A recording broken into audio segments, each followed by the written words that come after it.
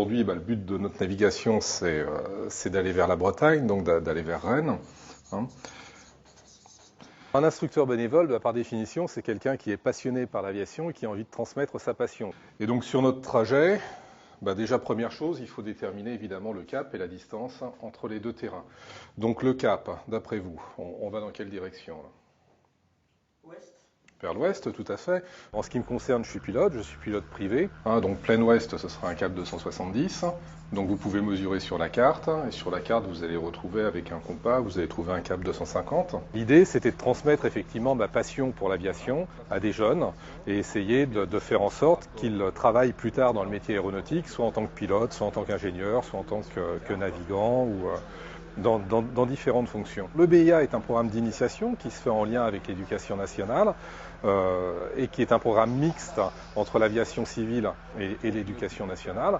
Et l'idée, c'est d'intéresser des jeunes qui sont scolarisés au milieu aéronautique, de les familiariser, de leur permettre d'avoir une première formation tant sur le plan théorique que sur le plan pratique, de les emmener en vol et de leur montrer un petit peu tous les domaines de l'aviation de façon extrêmement large. On travaille entre instructeurs, mais aussi avec des gens de l'éducation nationale pour se mettre d'accord sur le contenu des programmes de formation, pour faire en sorte que la formation soit à la fois attrayante et corresponde également à une finalité qui pour les élèves ait du sens.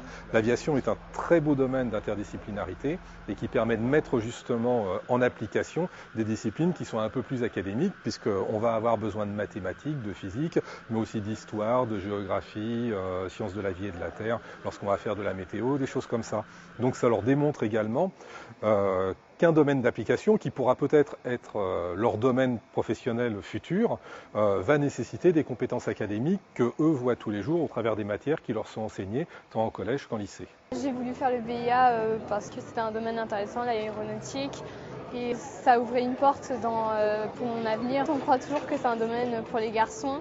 Et en fait, dans notre groupe, il n'y avait aucune différence entre les filles et les garçons, on était tous égaux. Je conseille ça à tout le monde.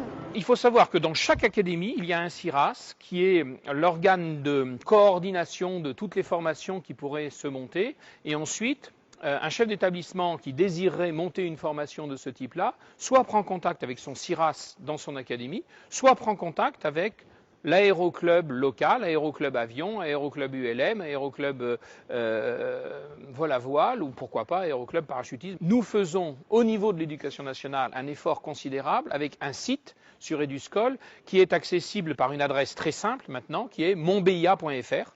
Et avec monbia.fr, on pourra avoir une connaissance académie par académie de toutes les formations qui sont ouvertes partout en France. J'ai choisi de passer le BIA parce que les avions, ça a toujours été une passion pour moi. J'ai vraiment, depuis que je suis tout petit, j'adore ça.